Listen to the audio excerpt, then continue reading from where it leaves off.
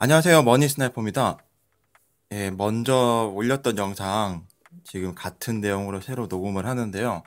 제가 PC를 교체를 하면서 마이크도 바꿨는데 이 마이크에 좀 문제가 있는 것 같아요. 그래서 소음이 굉장히 많이 심하게 좀 들어가는 상황입니다. 그래서 이런 부분 제가 정확하게 확인하지 않고 업데이트 했던 거 좀 사과 말씀을 드리고 제가 다시 녹음을 해서 올려놓도록 하겠습니다. 오늘 제가 준비한 영상은 브라질 국채 투자를 생각하고 계시는 분들 또는 지금 하셨거나 앞으로 이 부분에 대해서 관심은 있는데 이거 어떻게 지금 접근을 해야 할지 잘 모르겠다고 하시는 분들을 위해서 제가 오래전부터 지금 만들어야지 생각을 했다가 지금 이렇게 만들었습니다. 제목은 감당할 수 있으시겠습니까? 최근에 인기리에 종영을 했었던 스카이켈에서 만들어냈던 유행어죠. 하지만 이 브라질 국채랑 굉장히 잘 어울린다고 생각을 하고 있고요. 영상 시작하도록 하겠습니다. 먼저 브라질 국채라고 하면은 TV나 이런 라디오나 언론에서 전문가들이 굉장히 홍보를 많이 했어요. 그동안에 나오면은 브라질 국채라고 하면은 금리도 높고 세금도 안 내기 때문에 1순위다 이런 식으로 이야기를 많이 했었거든요. 그리고 뭐 그런 장점이 있기 때문에 그러니까 대중들이 좋아할 만한 일반인들이 훅 할 만한 관심 키워드들이 있기 때문에 포인트가 있기 때문에 부담 없이 방송이라든지 금융사, 증권회사, 은행에 가시면은 많이들 권유를 했습니다. 그리고 비단 이게 브라질 국채라는 게 어제 오늘 판매했었던 상품이 아니고요. 거의 지금 약 한 10년 가까이 되는 상품인 것 같아요. 그런데 지금에 와서 제가 다시 관심을 가지는 이유는 오늘 설명드리는 내용 때문이고요. 그런데 이런 부분이 좀 너무 나에게는 성향상 맞지 않다고 생각하시는 분들은 투자 대상에서 접으셔도 되고 나랑 내가 생각했던 것 또 내가 몰랐지만 관심이 간다고 하시면은 투자 대상으로 고려를 해볼 수가 있으시겠습니다. 먼저 기사들 보시면은 최근에 2018년도 작년이죠. 작년 기사들 보면은 신흥국 시장이 힘들었어요. 뭐 무역 전쟁도 있었고 그런 부분 힘들었던 내용들 때문에 기사들이 계속 이런 식이 나왔습니다. 끝없는 추락, 브라질 국채. 신한금융투자에서는 브라질 국채를 2년 만에 가판대에서 내렸다. 이런 기사도 나왔고요. 또 하나, 증권사들이 멘붕이 왔대요. 신흥국 위기에서 증권사들이 멘붕이 왔다. 특히 그게 브라질 국채를 많이 판매를 했었는데 이 화폐 가치 하락에 따라서 이 채권 가격도 떨어지고 고객들의 수익률이 떨어지니까 증권사들도 멘붕이 왔다라는 기사들이 나왔습니다. 이게 지난 2018년도 때 나와 있던 뉴스들인데요. 그런데 올해 2019년도 2월 들어서 내용이 바뀌었습니다. 신흥국 시장에서는 브라질 국채, 선진국에서는 미국의 회사채를 주목해라 이런 기사가 나왔는데요. 우리나라는 조금 브라질 국채에 대해서 또는 브라질에 대해서 시장을 소개 한 박자 늦었죠. 이미 주가가 많이 올라갔고 수익이 기존의 자산들이 수익이 많이 난 상황에서 언론에서 이렇게 나왔습니다. 그럼 뭐 쌈바춤을 춘다 이런 식으로 수식어가 들어가면서 이야기가 나오는데 미국이나 그 해외 언론에서는 이미 작년 10월 11월부터 그러니까 지금 현재 대통령인 보우나소가 유력하게 되고 지지율이 올라가면서부터 선거에서 이기는 순간부터 급격하게 투자를 권유를 하게 됐고 유망한 시장으로 신흥국 시장에서는 유망한 시장으로 분류하기 시작했습니다.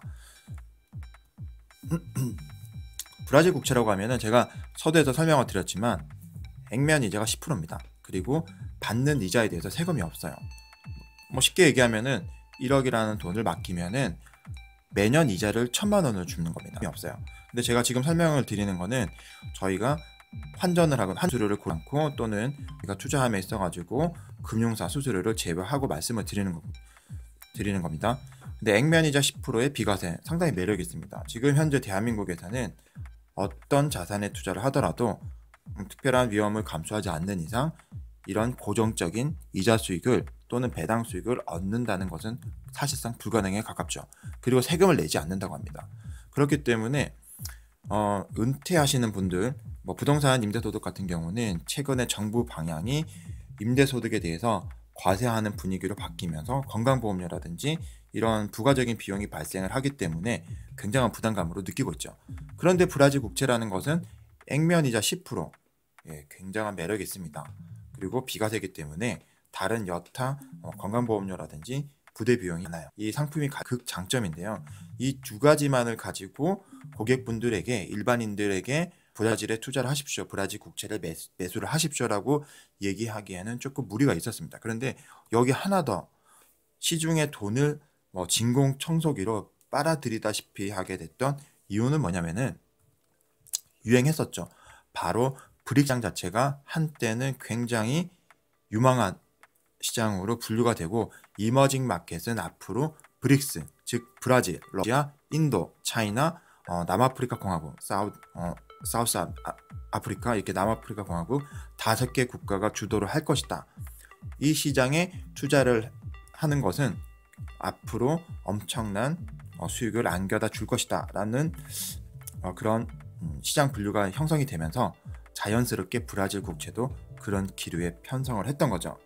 그런데 이제 브라질 국채에 투자하셨던 분들이 간과하셨던 부분이 있는데, 뭐냐면은 바로 환율 변화입니다.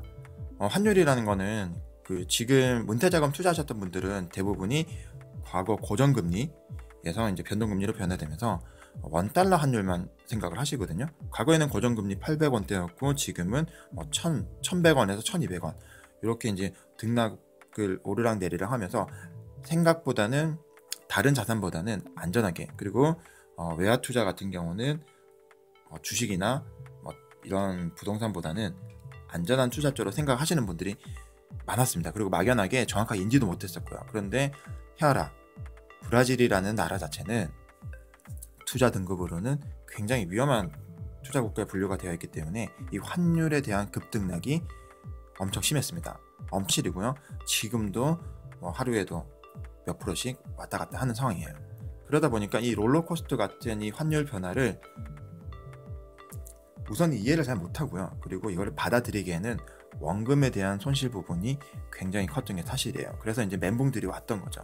증권사에서도 이 부분에 대해서는 정확한 안내라든지 설명이 부족했던 것은 사실입니다. 그런데 제가 지금에 와서 이런 부분은 다시 관심을 가지게 됐는데요. 보시면은 브라질이 지금 신용 등급, 투자 등급이라고 할 수 있는 금융사에서 발표되는 등급을 보시면은 당초 B등급에서 95년도 B등급에서 점점점 브라질이 올라가면서 최고 트리플 B까지 올라갔었어요.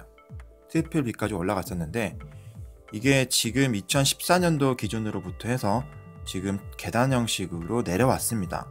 그래서 급기야는 최근에는 어디까지 떨어졌냐면은 WB- 투자 부적격 국가로 분류가 될 정도로 브라질이라는 나라 자체가 가치가, 그리고 투자를 하기에는 외국인들이 접근하기에는 어려운 시장으로 받아들이게 된 거죠.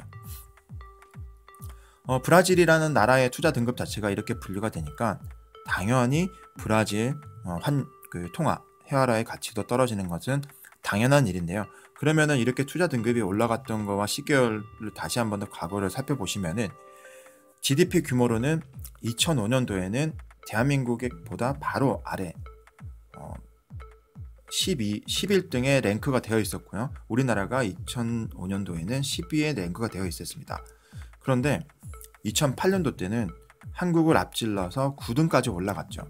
그리고 이런 흐름이 2014년도 때는 7위까지 올라갔습니다. 그래서 브라질이라는 나라가 정말 이때는 월드컵도 치르면서 이제 개발도상국에서 중선진국으로 이제 도약할 수 있는 국가가 아닌가라고 하는 기대감이 가득 차 있던 상황이었죠. 그런데 최근에 와서는 끌어지기 시작했어요. 한국보다는 GDP 규모 면에서는 앞서긴 하지만 현재 7위까지 올라갔다가 9위로 밀려난 상황입니다. 이뿐만이 아니고 2014년도 기준으로 해서 보시면은 실업률도 급격하게 증가를 했고요. 그리고 지금 하단에 보이시는 게 GDP 성장률인데 GDP 성장률이 마이너스 성장률을 내고 있습니다. 그러니까 성장률 자체가 마이너스가 되다 보니까 지금 상승했던 부분에서 미끄러지기 시작했고요. 일반적인 국가 성장률이 개발도상국이나 신흥국 시장에서는 4%대에서 6%, 그리고 선진국에 들어가게 되면은 2%에서 3%, 적어도 1%, 그러니까 플러스 성장률을 나타내는 게 정상인데 지금 브라질 같은 경우는 마이너스 성장률을 나타냈다는 게 문제가 되는 거죠. 그러면 이 마이너스 성장률을 나타내는 게 원인이 어디에 있는가? 그 원인이 해소가 되면은 이제 이 브라질이란 나라는 다시 이전과 같은 그 성장을 다시 성장 궤도로 올라갈 수가 있는 거겠죠. 보시는 것처럼 이 가장 큰 문제가 됐던 부분이 국가 부채 규모인데요. 그러니까 브라질에서는 단순히 이제 국가 부채 문제만 있는 건 아닌데 이 국가 부채를 1순위로 꼽고 있습니다. 이 국가 부채 증가하는 속도가 2014년도부터 지금 우리나라에서도 얘기하는 게 포퓰리즘이라고 하죠. 복지에 대한 부분이 방만하게 이루어지다 보니까 국가 부채가 늘어났다 이렇게 얘기를 하고 있거든요. 보시면 2014년도부터 2016년, 18년도까지 굉장히 빠른 속도로 증가를 합니다. 이게 어느 정도 수준이냐면은 국가 부채 밸런스라는 이 주요국들의 국가 부채 규모에 대한 비교를 보시면은 브라질은 최하위에 이렇게 사우디아라비아와 함께 최하위에 속해 있는 국가로 분류가 되어 있어요. 반면 대한민국 같은 경우는 굉장히 건실한 국가로 분류가 되어 있죠.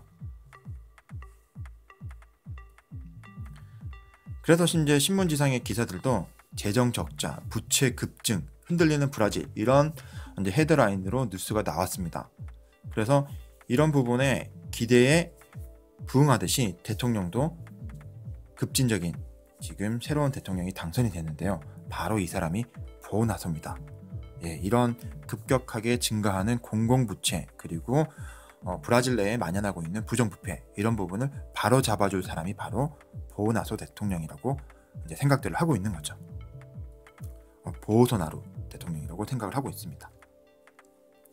지금 보시는 사진은 뭐냐면은 매년 이제 대통령이 바뀔 때마다 브라질에서는 가지고 있는 가장 큰 아킬레스건이 성장을 가로막고 있는 아킬레스건으로 생각하는 게 바로 연금인데 연금에 대한 개혁을 하려고 했더니 연금 제도를 변화를 하려고 했더니 시민들이 사진에서 보시는 것처럼 브라질 시민들이 거리에 나와서 연금 개혁 우리는 찬성할 수 없다라는 반대 시위가 매년 있어 왔습니다.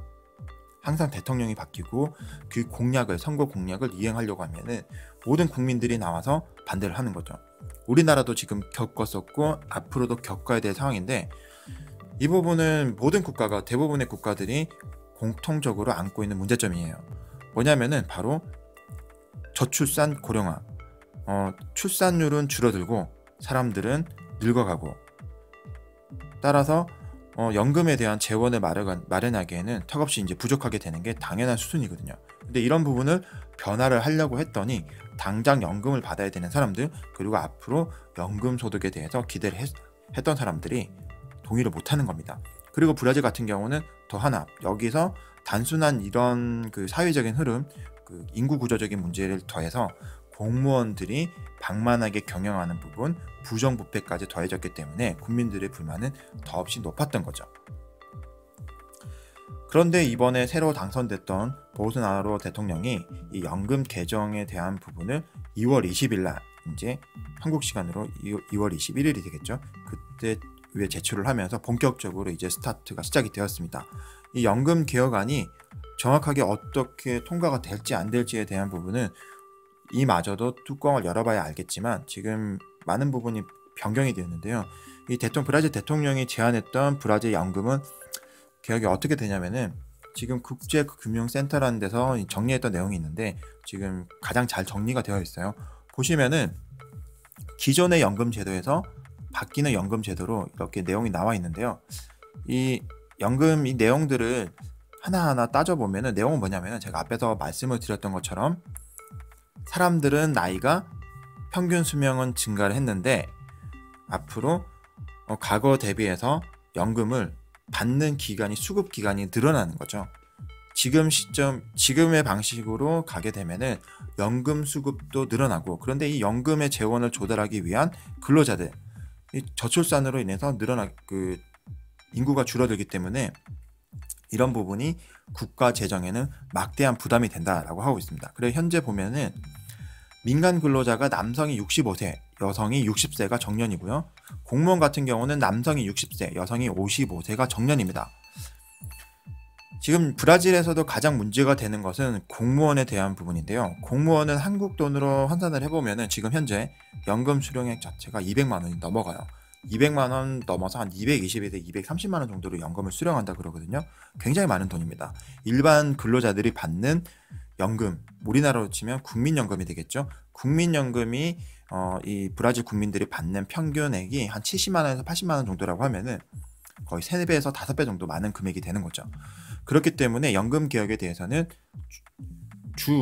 이제 대상이 되는 부분은 공무원이 되는 거고요. 그리고 일반인들도 그 은퇴했던 시점 자체를 늘리는 게 지금 현재 목적입니다. 그런데 보시면은 공무원들에 대한 은퇴된 나이 시점이 평균적으로도 5년에서 7년 정도로 늘어나기 때문에 지금 현재로서는 가장 크게 저항이 예상되는 계층이 바로 브라질 공무원들로 보고 있습니다. 그리고 소득 그 연금에 대한 납부했던 금액도 이제는 늘어나게 되는데요. 그런데 이제 이런 분위기가 과거와 바뀌었습니다. 설문조사를 해보니 브라질 대통령에 대한 신뢰도도 많이 올라갔고 지지도 많이 올라갔기 때문에 브라질 국민들에서 이런 변화가 있어요. 어떤 변화냐면은 연금의 제도가 바뀌기 전에 연금을 수급하기 위해서 조기 은퇴 신청을 하는 사람들이 늘어났다는 것입니다. 한국이랑 비슷하죠. 교원연금이 바뀔 때도 정년을 채우고 은퇴를 해야 되는지 아니면 미리 연금 제도가 바뀌기 전에 은퇴를 해야 되게 되는지 선생님들이 많이 고민을 했던 그런 내용과 비슷한데요. 지금 똑같은 상황이 브라질에서도 벌어지고 있습니다. 근데 이 부분이 잡히지 않으면은 브라질의 성장 동력은 앞으로도 굉장히 힘들 거고요. 이 부분이 해결이 되면은 브라질은 외국인들로부터 다시 한 번 더 신뢰를 얻는 그런 계기가 되기 때문에 브라질은 성장을 할 수 있는 굉장한 큰 동력을 얻게 되는 겁니다. 근데 이게 어떻게 바뀌었냐면은 2017년도 4월달 기준으로는 브라질 국민의 71%가 반대를 했었습니다. 과반수를 훨씬 넘는 숫자죠. 대부분의 국민들이 연금에 대한 개혁을 반대를 했어요. 정부에 대한 신뢰가 없었던 거죠.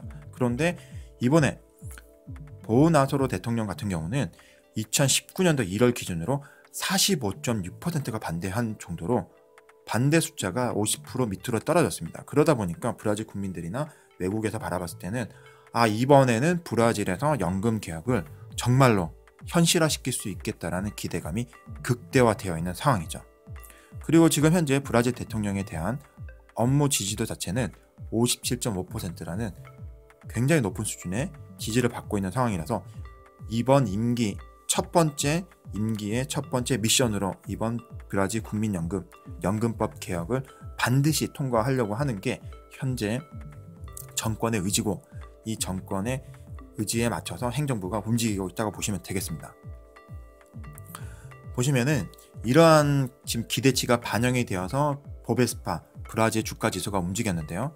보시면은 2018년도 때는 브라질 신용 등급이 또 한 단계 떨어졌어요. BB-로. 그전에는 BB 등급이었는데 BB-로 떨어졌음에도 불구하고 지금 현재 주가는 신고가를 갱신을 했습니다. 다른 시점 미국과 중국 간의 무역 전쟁이 생겼던 이 시기에도 지속적으로 올라갔던 브라질 증시 자체는 전 세계 금융시장에서는 좀 이례적인 상황이었죠. 그만큼 브라질에 대해서 기대치가 높았던 거고요. 그리고 전 세계 시장에서는 특별하게 돈이 갈 곳이 마땅한 그 금전의 투자 자금의 방향이 목적지가 없었던 게 사실인 2018년도였죠. 그런데 이런 부분이 여러 가지 상황들이 맞물려 가지고 지금 브라질은 매일매일 새로운 지금 주가를 갱신하고 있는 상황입니다. 근데 최근 들어 가지고 브라질에서 큰 댐이 이제 붕괴가 되고 하면서 잠깐 주춤하긴 했었는데요. 이런 흐름 자체가 지금 계속적으로 이어지고 있다 이렇게 보시면 될 것 같고요. 그래서 이제 브라질 국채를 투자를 한다는 것은 일반적인 이제 회사채와 달리 브라질 국가에 투자하신다고 볼 수 있습니다. 그래서 브라질 국가에 투자하기 때문에 앞에서 설명드렸던 이런 브라질 국가의 신용등급, 투자 등급에 대한 부분이 굉장히 중요하죠. 이런 이제 브라질에 대한 신뢰도가 올라가면 올라갈수록 이 투자 등급은 올라갈 것이고요. 투자 등급이 올라가게 되면은 국가에 대한 투자 매력도가 늘어나고 외국인들의 자금들이 몰리게 되는, 그리고 그 효과로 브라질에 대한 화폐, 헤아라 가치는 올라가는 그런 효과를 기대하실 수가 있습니다. 제가 이런 그 금전적인 흐름 시스템을 설명드린 이유가 브라질 국채를 투자함에 있어 가지고 채권의 가격, 기준금리가 올라가면은 채권 가격은 떨어지고 기준금리가 내려가면은 채권 가격이 올라간다라는 이 원론적인 이야기보다는 이런 부분이 훨씬 더 중요하기 때문인데요. 우리 대한민국과 비교를 해보면은 저희 대한민국 같은 경우는 이제 개발도상국에서 선진국으로 넘어가려고 하는 그 과도기적인 상황에 있기 때문에 한국은 굉장히 지금 등급이 좋습니다. 오히려 일본보다도 신용 등급이 좋은 상황이고요. 외국인들이 한국 하면은 이제는 과거 그 7, 80년대 또는 90년대와는 완전히 다른 나라로 생각을 하고 있습니다. AA 등급으로 투자 등급은 영국과 맞먹을 정도로 안전한 투자처로 생각을 하고 있는 상황이고요. 그런데 우리 정부에서 발표했을 때 주요국 신용 등급에는 브라질은 끼지도 못하는 그런 낮은 등급의 국가인 건 분명하죠. 그래서 이런 부분 감안하셔가지고 투자 의사 결정을 하셔야 될 겁니다. 다시 한 번 더 이런 부분을 설명을 드리면은 전 세계 통화는 달러 대비해가지고 자국 통화 기준으로 환율을 계산을 하는데 이게 이제 헤아라 기준에서 이제 환율을 보시는 겁니다. 보시면은 2014년도 때 아까 말씀드렸던 그런 경제 상황이 반영이 되어서 헤아라 가치가 급격하게 하락을 했었죠. 그리고 다시 이제 연금 개혁에 대한 의지가 생기면서 이런 헤아라 가치가 다시 상승을 했었는데 또다시 작년 기준에서 여러 가지 이벤트가 생기면서 가치가 떨어졌다가 대통령 당선이 되고 가치를 찾아가는 이런 흐름을 지금 보여주고 있습니다. 브라질 헤아라 가치가 올라간다는 것은 우리 원화 대비해 가지고 환율이 떨어진다는 얘기인데요. 보시는 것처럼 최근에는 이제 원화와 비교해 가지고는 이런 흐름을 나타내고 있어요. 뭐냐면은 대한민국의 국가 신용 등급은 브라질과 반대로 지속적으로 상승했기 때문에 환율이 이렇게 떨어졌었죠. 지금 신흥국 화폐 중에서는 원화가 굉장히 강세를 보이고 있거든요. 그래서 달러 대비해서도 원화가 강세를 보여주고 있고 지금 헤아라 대비해서도 당연히 이머징 마켓의 신흥국 통화 중에서는 지금 원화가 강세를 보이고 있는데 지금 보시면은 작년 9월경 제가 최초 브라질 국채 투자를 결정을 하고 했다고 영상에서 살짝 소개를 했었는데요. 그때 시점이 역사적으로 최저점이었습니다. 270원 수준. 순간적으로는 260원대까지 떨어졌었는데 원화 대비해서 270원대까지 떨어졌다가 지금은 300원 전후로 오르락 내리락을 하고 있는 상황이죠. 네. 조금 더 장기적인 시계열에서 환율을 한번 살펴보시면은 제가 브라질 국채를 선택했던 중요한 이유 중에 하나인데요. 20년간의 브라질과 원화 환율의 동향을 보시면은 역사적으로 최저점에 와 있는 상황입니다. 그래서 브라질 국채를 투자를 하시면은 기본적으로 이런 환율 변화에 따라 가지고 환율 손실이 발생할 수도 있고요. 환율에 대한 이익이 발생할 수도 있습니다. 그러면은 앞으로는 지금 현재 290원, 300원대에서 과거 수준 700원대까지는 이제 다시는 오진 않을 것 같고요.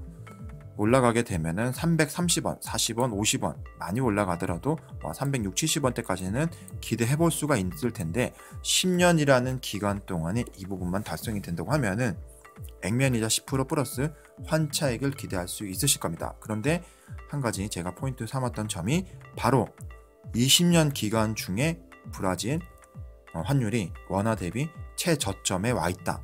이렇게 볼 수가 있고요. 그만큼 현재 헤아라 가치가 많이 떨어져 있는데 연금 개혁이나 세제 개혁 그리고 공기업 민영화 이런 부분이 하나하나 실현이 될 때마다 국가 신용 등급이 올라가고 환율의 가치, 헤아라 가치도 자리를 찾아갈 것이다 라고 저는 생각을 하고 있습니다. 이런 부분을 다시 한 번 더 좀 생각하기 위해서 과거 자료를 보시면은 2011년도 주 브라질 대한민국 대사관에서 발표했던 자료를 보면은 앞으로 브라질은 세계 6위권의 국가가 될 것이라는 전망이 2011년도 때 나왔어요. 브라질 같은 경우는 대한민국과 비슷할 정도의 소득 수준을 가지고 있고 대한민국과는 다른 부분이 뭐냐면은 자원이 굉장히 부유한 나라죠. 토지도 굉장히 넓고 그러다 보니까 브라질에 대한 성장 잠재력을 이렇게 높게도 평가를 했던 겁니다. 그런데 지금은 이런 부분이 시기적으로 더 늦어졌다고 저는 생각을 하고요. 언젠가는 이런 강대국으로 충분히 올라갈 수 있는 나라라고 생각을 합니다. 그런데 그게 언젠지는 모르는 거죠. 뭐 10년이 걸릴 수도 있고 20년이 걸릴 수도 있고 그거보다 더 이상 걸릴 수도 있고 더 짧은 기간에 달성을 하는 것은 그 누구도 알 수 없는 겁니다. 근데 보시면 또 하나 국가에 대한 안전도를 체크하기 위해서 외환보유고를 많이 이야기를 하는데요. 어떤 분들은 외환보유고가 의미 없다고 하지만 그래도 기본적으로는 확인해 봐야 되겠죠. 근데 브라질의 외환보유고는 항상 10위권 안에 들어갑니다. 한국과 비슷한 수준을 계속 유지하고 있고요. 이런 부분에서도 외환보유고는 우선은 오케이라고 볼 수가 있겠네요. 그런데 다시 한 번 더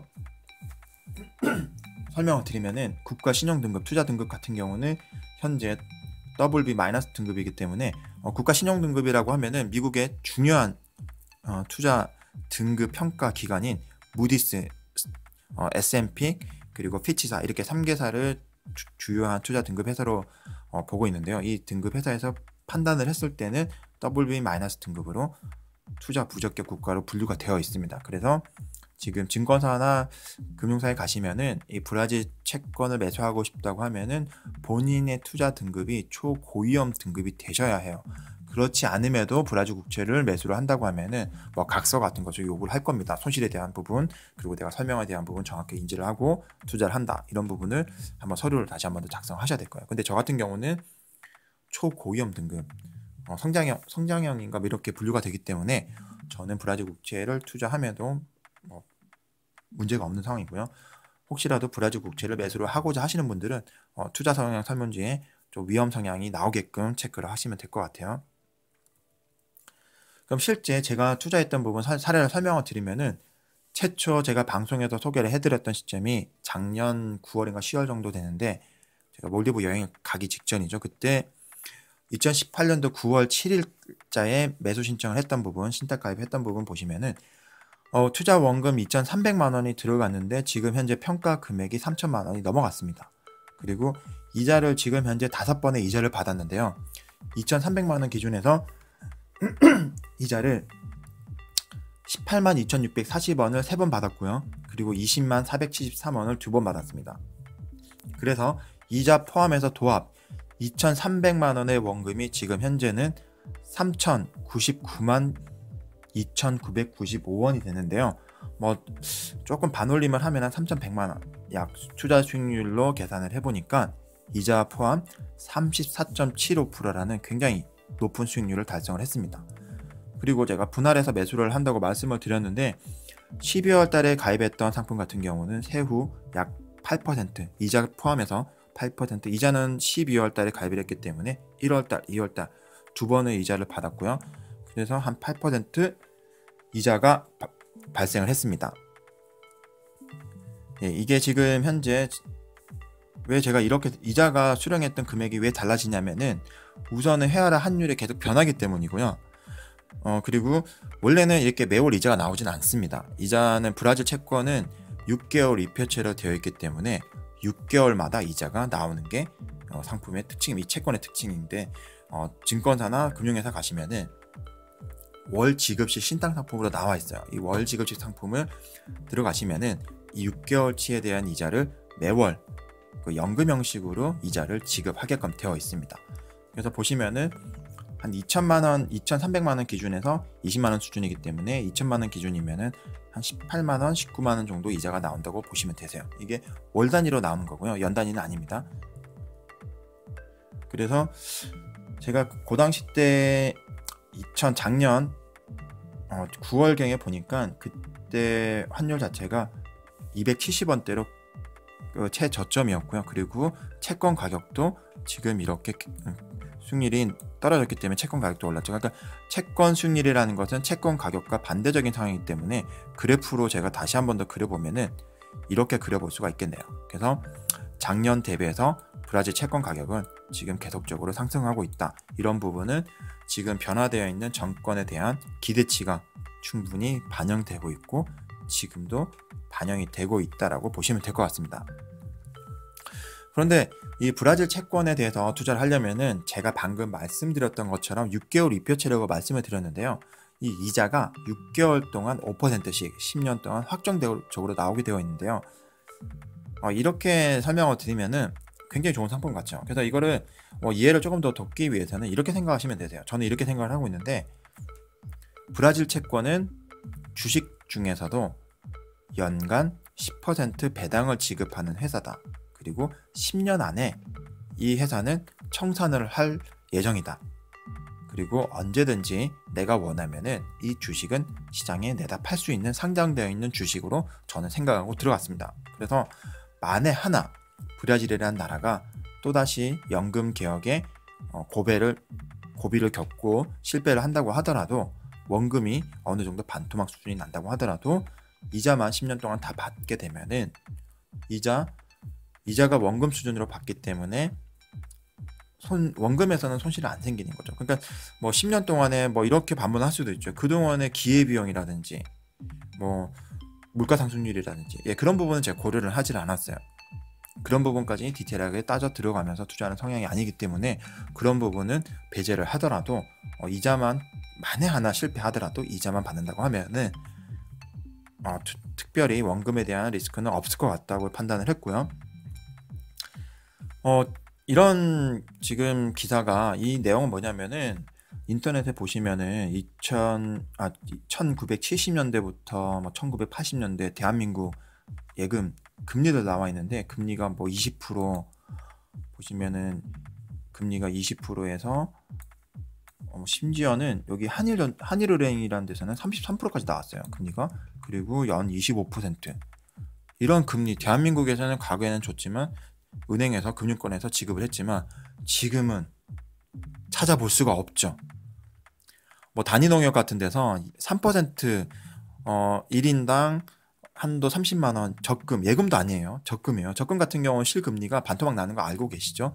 적금 같은 경우 3% 했더니 새벽부터 줄 서서 사람들이 가입을 하고 있는 그런 게 지금 현재 대한민국의 현실인데, 지금 브라질 국채 같은 경우는 세금도 없고 액면이자 10%를 지급을 하면서 언제든지 시장에서 내다 팔 수 있다라는 장점이 있기 때문에 선택을 했던 거고요.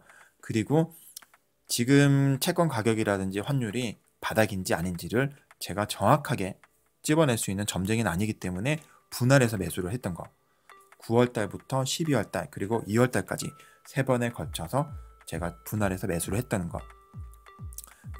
그렇게 해서 또 나중에 팔 때도, 빠져나올 때도 이런 방식으로 분할해서 매도하면서 나올 예정입니다. 그래서 제가 가지고 있었던 브라질 국채는 분명히 이제 위험이 크다는 것은 그만큼 투자에 대한 가치 편차가 높다는 건데요. 편차가 높은 반면에 굉장히 매력적인 상품이다, 매력적인 투자 대상이라고 판단을 했기 때문에 선택을 했던 거고요.